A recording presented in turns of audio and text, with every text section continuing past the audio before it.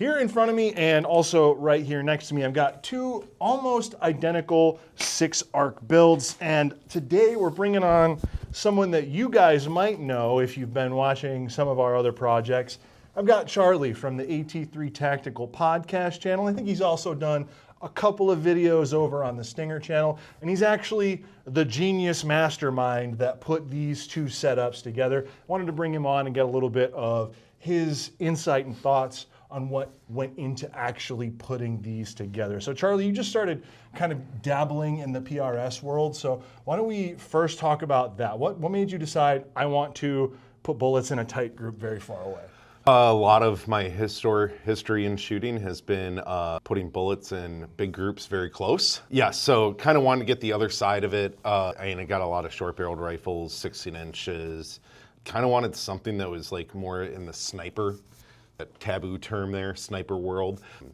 But also it's a discipline that like I've never done yet. I have not competed in a PRS match. There's actually one in a couple weeks that I'm gonna go do. It's the first one that I'm gonna do. And part of that was, well, when you work here, you kind of have the ability to make like specialty rifles, stuff like that, and kind of pick through all the parts in the warehouse. And yeah, so this is kind of what I came up with. I worked with one of my good buddies, his name's Sam Schmidt. He's local, but he's very well known in the long range community, PRS and NRL. And he pretty much helped guide me through this build, kind of from the back to the front.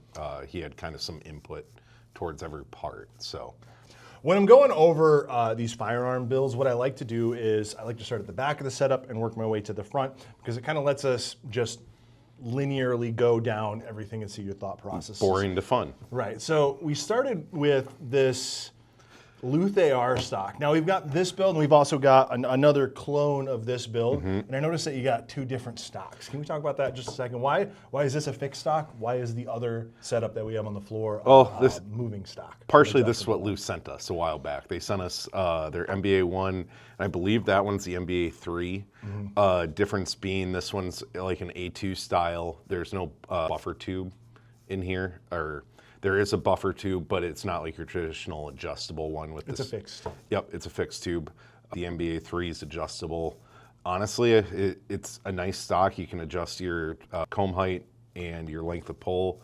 Pretty easy to adjust, and I don't know. It was either this or the Magpul PRS, and we have this one, so I figured I'd give it a shot. So the PRS is kind of a little spendy too, I think. It is. For what it is. It's like what, probably close to $120, $130. I think it might even be more. Yeah, that's also a fixed stock though too, right? Yes. I think they also do fixed and non-fixed. Correct. And then coming forward of the stock, first off, how are you liking these adjustments on the Luth stock? So yeah, length of pull, that's the one that probably took the most adjusting to find like in the different positions.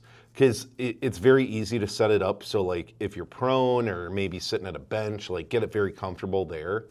But now if you go to like a modified prone or a kneeling position or even a standing position, you might find that what you set it to initially you don't really like. And so the nice thing is you literally just unscrew this knob and you can move it forward and back as you wish. Science. Yep. The riser, the cheek riser, I wish it pretty much has like two spots, either low or high.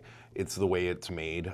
This piece essentially will be below the tube or above the tube. But yeah, then inside here, it's the A2 buffer. It's the Luth buffer tube kit, or it's a Luth buffer kit that comes with the tube. The only difference I made there is we changed it out for a Strike Industries flat wire spring. Because you hate buffer springs. Yeah, I hate the twang that you get. He's a weird guy. I've never even heard the buffer spring sound, but he's like, I got to use a hydraulic spring, I got to use a captured spring, I got to use a flat wire spring. I don't like hearing that sound when I shoot, and we were talking about it yesterday, and I think a lot of it is because none of my guns have a stock mil-spec spring in them, so I'm not used to it. Actually, I have a couple that have it, but like it's just not enjoyable to hear that twang. So it's a new one for me. I've never even heard the twang. I usually am just hearing the gunshot or my tinnitus. Yeah, Josh is 90% deaf anyway, so.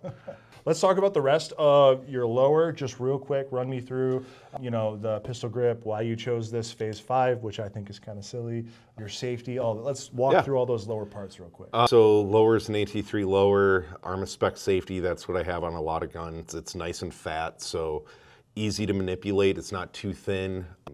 This is one I'm not too worried about anything snagging on particularly. Ergo 0 degree grip. I believe it's like the TDX 0. Other than that, we got an Odin Works mag release, extended mag release there. K&S pins for anti-walk on the trigger. And the trigger is the Ballistic Engineering GOAT.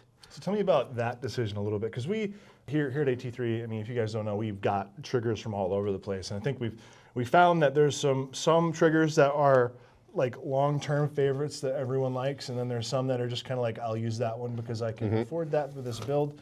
But why would you choose the Ballistic Engineering GOAT over some of the other options that are out there? So Charlie's been talking about this a lot over the last couple of months, but he's saying this is kind of like a hidden gem. So a lot of people are familiar with Trigger Tech Diamond. It's an adjustable, I believe it goes down to about a pound on the low end. This is the same thing, but cheaper. It feels pretty much identical. You can adjust it down to, I believe, like a pound or pound and a quarter. I got it set at like a pound and a quarter right now. And like, if you want a cheat code for long range shooting with gas guns, is get a good trigger that gets light. Most bolt guns, I mean, they're in the ounces, like single digit ounces they're counting. And the heavier your trigger is, the more force you need to pull the trigger back. That's directly impacting your gun and how it's mounted on your shoulder and all that. So the more you can lighten up your trigger, it's just kind of like a bit of a cheat code that you're going to have an easier time breaking that shot without coming off target because you're influencing the gun with the trigger. But it is a 2-stage trigger. I've pulled this trigger and I feel like it's not a 2-stage trigger, but I have heard you say that a bunch of times. This is a very light trigger. Words are words. It's a very light trigger, very short take up. There is a little bit of take up. That's more likely the 2-stage. But I felt single stages with twice as much take up on them. Clean break, good reset, good tactile reset. So very happy with that trigger. Like if I was to build this again, I would do the exact same trigger again, 100%. The other thing on the lower here is the Phase 5 bolt catch. So essentially this, pull your charging handle back, lift that up.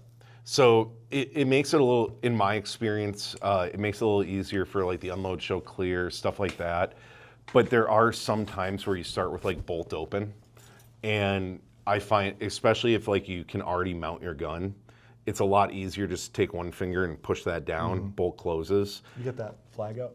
Yeah. So you can kind of show how that works. So the other thing it does is it makes the getting your bolt to hold open much easier, in my opinion, especially when you're holding it. You can pull the charge handle back with your left hand, and instead of having to like give it the reach around or anything like that, you just lift up that, and you can stick your flag in, drop your bolt onto the flag, and you're done. It's just, to me, it's a little less cumbersome. And I have not had it get in my way at all. Actually, kind of one thing I like about it, it gives an index point for my trigger finger on this gun. So it gives my finger something to touch when you're on glass trying to find your target or getting sighted in.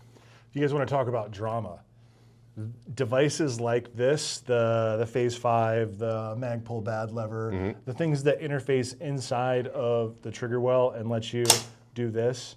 There have been a few times where videos have popped up on Instagram of someone having an accidental or a negligent discharge, and because this is on the gun and the person was attempting to interface with this when they had the ND. I don't know how you do that. It's a huge source of drama. Like, people call these like ND switches. So my question is, if my finger's way up here, how the heck do I hit the trigger? Like, even if I go down with it, I can't hit, like, I'm not hitting the trigger. Right. Now if someone slipped, they could, but. Yeah, I think that's where most of it comes from, is guys doing shooting and moving at the same time, and they're trying to interface with this, they're trying to walk and chew bubblegum at the same time, and it messes them up. But I want to move to your upper next. That's pretty much everything on the lower that's important. Charging handle doesn't look like it. Is it just a break? Break sledgehammer. And Suppress, so yeah, tried and true, great price. No reason to spend more on a charging handle than you really need to. Inside, Faxon bolt. The bolt and barrel we got from Faxon. The barrels, their Match X series, 20-inch barrel, 6-arc. And then they also sent us bolts that were headspace to the barrels, just as like a precaution. Pull these out real quick. This is the same bolt carrier group. So this firearm and this firearm are pretty much clones. Yep, a couple of differences. And the only differences are the optic, the bipod muzzle and device, the stock and the muzzle device. Yep. But We also have matched headspace on these bolts. So can you talk about that? I've seen a billion comments about this. It was especially present on our barrel testing video. Why is it important for the barrel and the bolt face to be married to one another? Oh gosh. So there's head spacing, blueprinting, truing. There's a bunch of different names for it. But essentially what you want to make sure is that your headspace is right, that your bullets is not like free floating in that chamber, that it's actually being held in there tightly. So no-go gauges, you can get them. They aren't cheap, especially if you're doing like a one-time build. You can usually get a pre-headspace bolt. The other thing that they'll do too, sometimes depending on the bolt, is they'll actually lap the back side of the lugs to the barrel lugs. And what that does is, if you think about it on like a microscopic level, you start get your magnifying glasses out. If these lugs are not the exact same like length down or like height off from the bolt, you might have one lug getting more pressure than the next in the barrel when it's locked up. So to lap them, pretty much you just stick it in there, you give it a couple spins, and you're essentially trying to flatten them out. The big thing there is keeping it nice and square. So to do that at home is not super simple. And usually, like if you go to Faxon, usually there's an option to get one with a headspace bolt. And at the end of the day, the 6-arc, 6.5 Grendel, it's the same carrier as your M16. The only difference is the actual bolt face itself. So like really, you could go get just the bolt and reuse your carrier. The biggest thing is when I was looking for bolts and barrels, the options out there range from very low end to thousands of dollars. And I wanted something that is realistic for the everyday person to go do. So this barrel MSRP is about, I believe it's $289. I believe if you add the bolt package with it, it's like another $150 on top MSRP. Don't quote me on those prices, but it as far as like if accuracy's the number one thing you're going for, it pays to make sure that you're getting the right parts. If you buy a barrel from company A and a bolt from company B, there's a good chance they're going to work just fine together. But if you can make sure that they're going to work together well out of the gate, it's worth doing that right out of the gate instead of trying to deal with it after. Especially like, say you go shoot 30, 50 rounds and you're like, well, it's all over the place. What's the problem? Where do you start? Is it the ammo? Is it the bolt? Is it the barrel? It's probably the optic. Or the shooter. Or the shooter. It's so many different things that you're better off starting with the married parts. So like out of everything, if I was to like do everything different but keep one thing the same, it would be getting a bolt with the barrel. I know JP, they have a barrel bolt combo. I believe it's like $1,000 for it. But the key is they give you the bolt with the barrel. Right. Now you got to supply your own carrier. But like we said, this piece is... It's an M16 carrier. I mean, it's a full auto M16 carrier, so... This one's got a nice finish. Yeah. This is a nice carrier. It's a nice carrier. I mean, it's a Faxon carrier. It's got a nice finish on it. But like, if you wanted to, so like I do, 6-arc is known as bolt breakers. And part of that is because the bolt is not made properly for the barrel. There's a little bit of tension on one lug. There's uneven tension on the lugs, stuff like that, that can actually shear a lug off or break the bolt. But yeah, so like carry an extra bolt with you. Again, you don't need to carry the whole carrier, just the bolt, but I carry a whole BCG with me as well. So we've got the Faxon bolt and the Faxon barrel. This is a 20-inch barrel from Faxon, and there is an adjustable gas block on that. We're going to talk about that real quick, but what are the average FPSs that you're seeing out of this build as it sits? So this was interesting. Obviously, ammo's different depending on weight and the ammo you use. So really, I've been using these Federal 108 grain burger bullets. Out of the gate, first few shot, or within like the first 50 rounds, I went through a couple different boxes of ammo, figure out what shot well, making sure that if I had one that wasn't feeding, I had another one I could try. So right out of the gate, I got like 6 different boxes of ammo just to try. But once I kind of settled on these Federals, it was right around like the low 2500s. Like 2500 was about the average. Now after, I don't know, I got about 400 or 500 rounds through this thing now, I'm hitting 2575, 2580 for feet per second. That's good. So one of the things that it's very common as you kind of break in a barrel, the velocity will speed up somewhere between like 200 and 300 rounds. And so one of my classes, I was about 150 rounds in down the barrel, started the day at 2525, ended the day at 2575 for speed. So I had an average, I had an average increase through the day of 50 FPS. And that was like the average at the beginning of the day to average at the end of the day. That wasn't like extreme spread or anything like that. So coming up to the front of this barrel, obviously everyone's going to want to talk about two things on this, but I think one thing has to get mentioned before we talk about your can, and of course before we start getting into everyone's favorite subject, which is optics and glass, your adjustable gas block on this. How important has that been for the build? I mean, I would say necessity on it. You think that'd be across the board for any 6-arc build? Yes. So at the end of the day, the AR-15 was made for a 5.56, 223 5.56 cartridge, and those pressures, that amount of gas, the dwell time, stuff like that. And as I said earlier, a lot of the times, 6-arc's known as a bolt breaker round. So having an adjustable gas block allows you to actually like keep the amount of gas coming back down to what's needed, not everything available. So in my opinion, one of the reasons why 6-arc's known as a bolt breaker, the increased pressure is if you run a standard gas block at full flow, your bolt is actually going to start unlocking before it should, before the pressures have come down properly. And so what that's going to do is that's going to allow your carrier to move back, unlock the bolt, and it's just so violent in there that it is common to break bolts. It's not like it's going to happen daily, but if you can mitigate how much gas is coming back with the adjustable gas block, A, you're going to be a lot nicer on parts. B, your recoil control and felt recoil is going to be so much better. Which gas block did you go with? The superlative bleed off. The superlative ones, they kind of have two different settings. I believe it's like 1 through 18 clicks is your traditional adjustable gas block. Mm-hmm.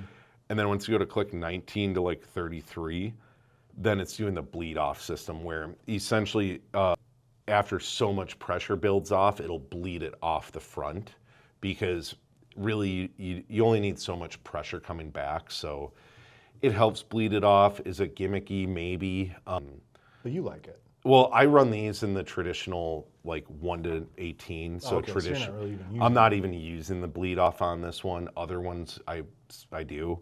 One of the questions I have, and some we need to test, is how much do gas blocks affect velocity? And so with this gas block, if I made it a bleed off, does that create more variance in my velocities for my bullets? Because now if you get different pressure loads, will that make a greater spread of velocities, or will it possibly tighten it up? Because if one is a little higher pressure than the next one, is it bleeding that off and losing that? So that's something I want to test, but at the end of the day, pretty much anything outside of like the standard 5.56 300 blackout, you should probably do an adjustable gas block on, especially with the way buffers are going and getting a lot more expensive. But one of the goals here too was to keep weight down to a minimum. These things get heavy quick. Mm-hmm. This is probably a 12-pound rifle, 13-pound maybe. Oh, this thing, I believe it's 19 pounds on the scale. Yeah. Ooh, you went all out. Yeah, it's with the can, bipod, optic, no mag. It's about 18, 19 pounds. But now since buffers are getting more expensive, it's like I'd rather run a light buffer and minimize the gas than throw in a really heavy buffer, add more weight to combat the gas. Mm-hmm. So it's kind of one's reactive, one's proactive, and I would call the adjustable gas block being proactive towards your recoil control. Gas blocks. CJ loves gas blocks. Yep. So moving forward, I want to cut you off on the gas block conversation. I could go on gas blocks for days. I know you could. That's why I want to just go ahead and cut forward to the two things that everyone will probably be most interested in, which is why we saved it for the end. Let's first talk about the suppressor you used and why you're using a suppressor, and then let's go into your glass. So tell me about your suppressor. So suppressor, this is one of the things that I was talking with Sam about, kind of the guy that helped me build all this. direct thread or QD. And his comment was, it doesn't matter, which I think is worthwhile some testing. I'm sure some people have done testing, but at the end of the day, I wanted something that I didn't need the can on to shoot. Plus, this gets very long. Like, this is not super long for a long range build by any means, but at the same time, It's a suppressor on the end of a 20-inch barrel. yeah, being able to take the can off is like the bags, the range bags that you can carry this in, your options are much wider than trying to get a range bag that'll fit the whole thing with the can on, or you're unscrewing the can every time, leaving exposed threads, exposed crown, et cetera, et cetera. So I went with the dead air system because A, that's what I had. On the other gun, it's a Break Arms Plan B. So this is a dead air compensator. It's their 300 blackout. I believe it's, or 9 mil even, it's rated for, or bored for. But then it's a 5/8 24 thread on the end. So just because the barrel is a little thicker than most. But I did the dead air chemo attachment, QD attachment on it, because actually I had this can already. It's the Dead Air Lazarus, and then burn-proof gear wrap on it. Just to help fight the mirage a little bit? Yes, help. I mean, that was kind of the main thing, is just mirage. After like 5-7 rounds, you'll start seeing mirage come off the can.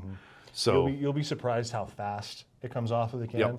Because it goes up in temperature so fast. We did a video you guys can check out over here where CJ and I went and we tested like cheap versus expensive suppressor covers.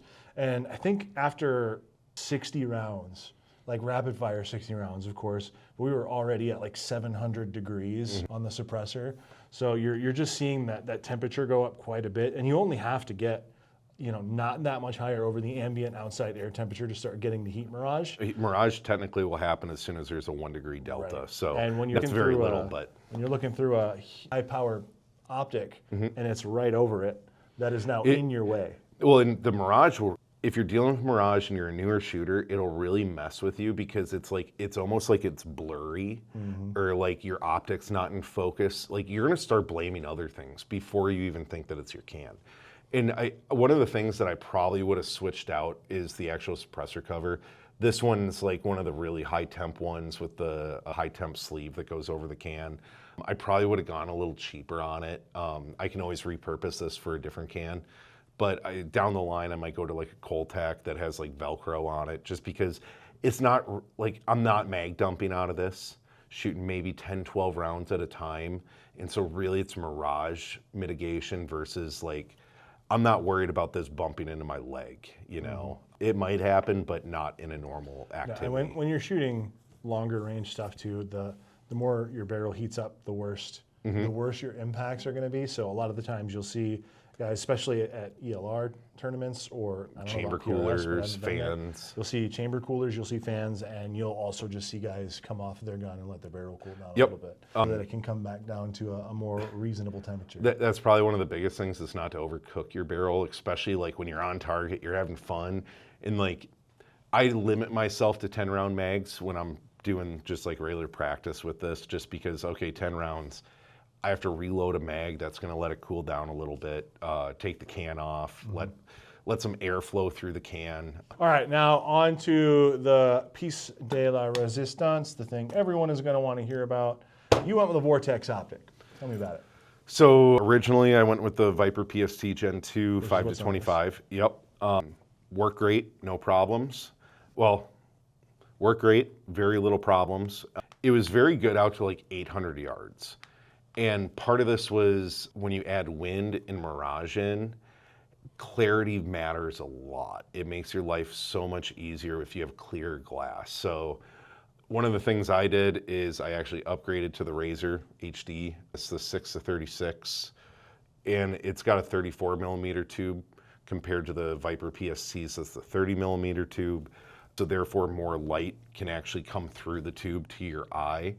And out to 600, 700, 800 yards, the Viper was great. No problems. But once we were going out to like 900,000 yards, it got kind of muddy out there and kind of dark as well.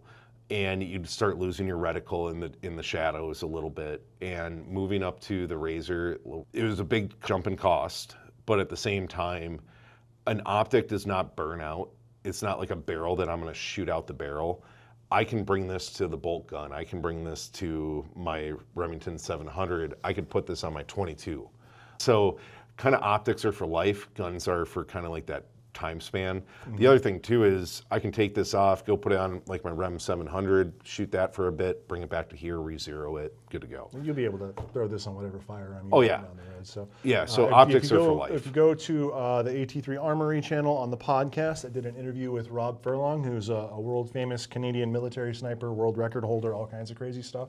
We were talking to him about getting into PRS and ELR, and he said if you're going to invest in a long range gun, spend money first on your optic, put that on a cheap gun that you want to take out and learn the ropes on, and then maintain and keep that optic forever. This should be where you start investing first if you're going to be shooting long range, is in your glass.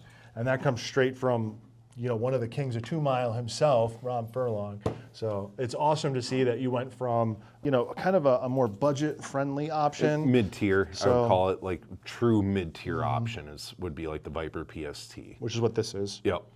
And then you took this off. I did. You had. So when I spec'd this build out, I had a 45 offset with our AT3 Ace red dot on it. And I shot it for a while with that, and I ended up removing it because I'm never using it. Part of why I spec'd it out too was so it ended up on this rifle here, because I knew if I didn't spec it out, it wouldn't end up on this one. But also, kind of same thing, I'm gonna put that on one of my competition rifles. So I have a 45 offset on that. So it's not like anything lost. Essentially, it's just got a couple more things than I probably should have. But I can repurpose them. I got a couple ARs, so I'll have a spot for the scope and the 45 offset. Other than that, like, I don't know, it was kind of fun taking this big gun, 45 in it, and pop, pop, pop, give a triple hit. And Yeah, this thing is huge. But the other thing that I think a lot of people don't think of with optics is that one's a 5 to 25 magnification. This is a 6 to 36. At 25 mag for each of them, the eye box is so much more forgiving on this Razor compared to the Viper.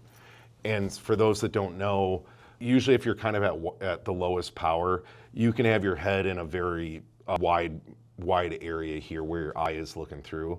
As you increase the power, your eye box will shrink to what you can see acceptably through the optic without getting black rings around it.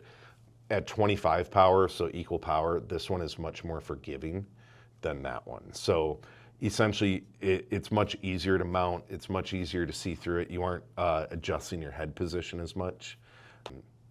That, and the other thing with AR optics too is scope mounting height. Originally, I got a 1.5 inch mount for my Viper PST, and when I switched to the Razor, I actually got a 1.9 inch mount. So it lifted it about another 0.4 inches taller. And what that does is I found myself having to crank my head down on the cheek rest here. Towards the end of the day, it's not comfortable. It starts stressing. You get tired from that. It's not natural. This week I wanted to try something just a little bit different since this was a build that Charlie spent a lot of time on. Yeah, just tell you guys about it. If you want to learn more about this build specifically, go ahead and head down to the description. There'll be a link down there. You guys can sign up for our email list. We'll send you the whole build sheet so you can kind of see where he went with it and what pieces he used. There's a few differences that we didn't get to talk about today. Like he used a much more heavy duty bipod on this one. Whereas we have bipod versus a Magpul bipod. Yeah, and then we've got more arc space on this one because you're doing a little bit more tripod. You guys, if you like this discussion, head over to the AT3 Armory YouTube channel. You can see more. I think we've got like 30-something episodes of myself, Charlie, and CJ having discussions about parts and what's going on in the AR-15 world. So go check that out. We will see you over there, and we'll also see you next week. Take it easy.